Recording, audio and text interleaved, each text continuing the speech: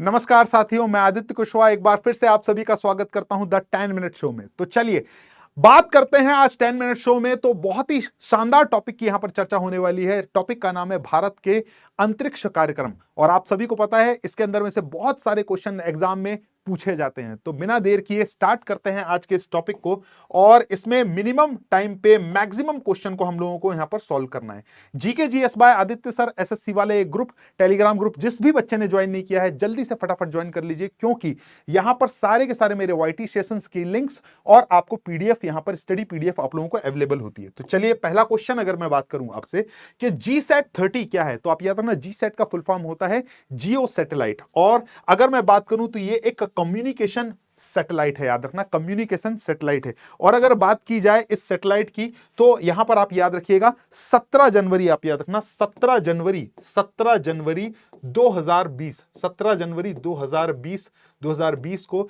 इसे लॉन्च किया गया था। इसे क्या किया गया था, लॉन्च किया गया था। और कहां से भाई, फ्रेंच गुयाना के, आप याद रखना फ्रेंच गुयाना के कोरू स्पेस सेंटर, आप याद रखना कोरू स्पेस सेंटर से इसको क्या किया गया था, लॉन्च किया गया था। और इसका उपयोग जो है टेलीविजन की, अगर मैं बात करूं टेलीविजन के लिए आपका डीटीएच जो छतरी आती है उसके लिए, और साथ ही साथ 5G टेक्नोलॉजी को सपोर्ट करने के लिए जो है GSAT का इस्तेमाल किया जाता है। तो ये कम्युनिकेशन सैटेलाइट है। इसके बाद अगर बात की जाए कि अंतरिक्ष में यात्रा करने वाले पहले बंदर का नाम क्या है, तो याद रखना अंतरिक्ष में यात्रा करने वाला पहला बंदर अल्बर्ट है। अगर मैं अल्बर्ट की बात करूं तो इसको 14 जून, याद रखना 14 जून 1949 को स्पेस में भेजा गया था। आप याद रखिएगा कहां से था, ये यूएसए का बंदर था, आप याद रखिएगा। अगला क्वेश्चन देखते हैं, अंतरिक्ष में जाने वाले सबसे पहले कुत्ते का नाम क्या है, तो आप याद रखना ये जो है अंतरिक्ष में जाने वाली एक कुतिया थी, आप याद रखिएगा, जिसका नाम था लाइका। और इसको किससे भेजा गया था भाई, स्पुतनिक, आप याद रखना कहां से, स्पुतनिक सेकंड से भेजा गया था, स्पुतनिक सेकंड रॉकेट से भेजा गया था।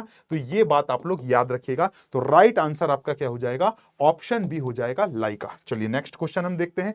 इसरो की अगर बात करें किससे संबंधित है, तो इसरो का फुल फॉर्म सबसे पहले तो आप सभी को पता होगा, इंडियन स्पेस रिसर्च ऑर्गेनाइजेशन, जिसका नाम है इसरो। अगर मैं बात करता हूं इसरो के हेडक्वार्टर की, तो इसरो का जो हेडक्वार्टर है वो प्यारे बच्चों आपका बेंगलोर में है। कहां पर है, बेंगलोर में है, ये बात याद रखना। और इसकी स्थापना 15 अगस्त, याद रखना 15 अगस्त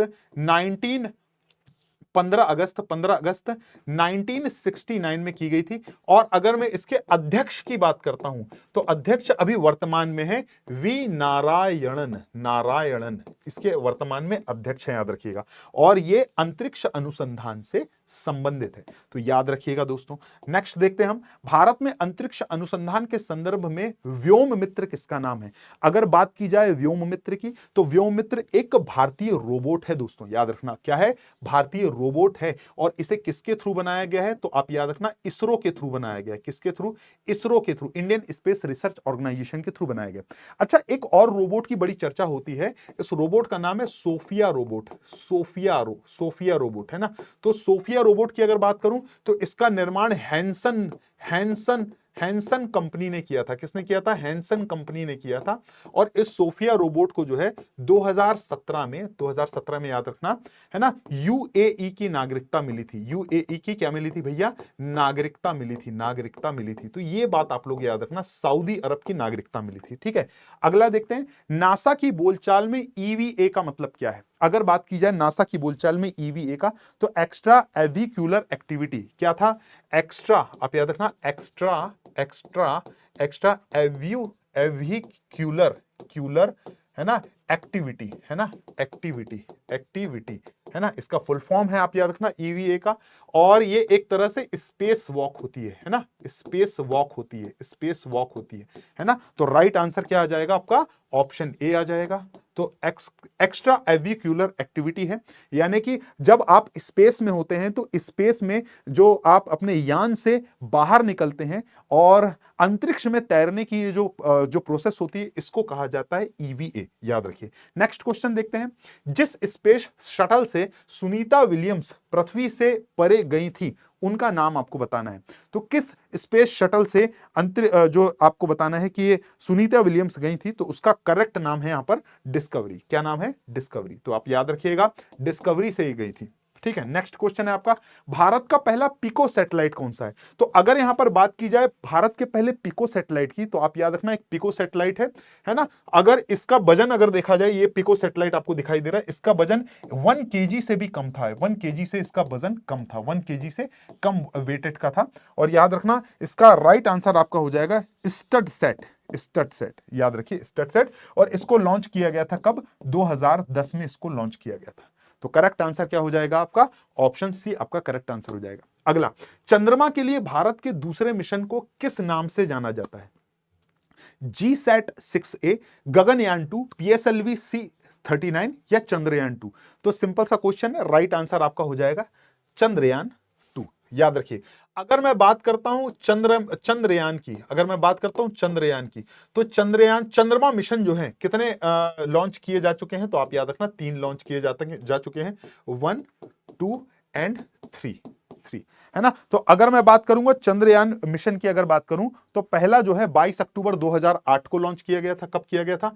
22 अक्टूबर 2008 को लॉन्च किया गया था। अगर मैं सेकंड मिशन की बात करता हूं, तो सेकंड मिशन 22 जुलाई 2019 को 22 जुलाई 2019 को लॉन्च किया गया था। 2019 को लॉन्च किया गया था। और तीसरे मिशन की अगर मैं बात करूं, तो तीसरा मिशन जो है 14 जुलाई 2023 को लॉन्च किया गया था। तो आप याद रखना 3 मिशन लॉन्च किए गए थे, जिसमें सेकंड जो मिशन था ये फेल हो गया था हमारा। ठीक है, चलिए आगे बढ़ते हैं। नील आर्मस्ट्रांग और एडविन एल्ड्रिन ने किस वर्ष चंद्रमा पर कदम रखा? तो अगर बात की जाए नील आर्मस्ट्रांग और एडविन एल्ड्रिन की अगर बात करें, तो ये अपोलो मिशन, अपोलो 11 से इन्होंने जो है चंद्रमा में कदम रखा था। और याद रखिएगा 14 जुलाई 1969 को इन्होंने कदम रखा था। किससे रखा था भाई? अपोलो 11 से। किससे रखा था? अपोलो 11 से। तो याद रखिएगा अपोलो 11 से। ठीक है, नेक्स्ट क्वेश्चन, भारत में ASLV पहली बार कब इस्तेमाल किया गया था? तो ये ASLV है, अगर आपसे बोला जाए कब इस्तेमाल किया गया था, तो 1987 में। याद रखिएगा 1987 में इसको इस्तेमाल किया गया था, ASLV को। इसके बाद कितने अंतरिक्ष यात्रियों ने चंद्रमा की अब तक सैर की है? तो आपका राइट आंसर आ जाएगा दोस्तों 12 अंतरिक्ष यात्रियों ने अब तक जो है सैर की है। याद रखिए, भारत का पहला सफल रक्षा उपग्रह कौन सा है? तो अगर बात की जाए भारत का पहला सफल रक्षा उपग्रह की, तो यह है भाई आपका GSAT-7। क्या है? GSAT-7। तो राइट आंसर आपका हो जाएगा GSAT-7। तो इसी तरह के क्वेश्चंस के लिए बने रहिए मेरे साथ में। और पर डे मेरी जो है दोपहर 2 बजे क्लास रहती है SSC वाला चैनल पर, तो इसको जरूर ज्वाइन करिएगा, है ना। यहां पर मैं मैक्सिमम क्वेश्चन मिनिमम टाइम पे सॉल्व करवाने की पूरी कोशिश करता हूं। इसमें PYQs भी होते हैं, MCQs भी होते हैं, जो कि अपकमिंग एग्जाम में आपके लिए बहुत बड़ा सपोर्ट कायम करेंगे। ठीक है, तो इसी तरह के सेशन के लिए बने रहिए मेरे साथ में। बहुत बहुत धन्यवाद।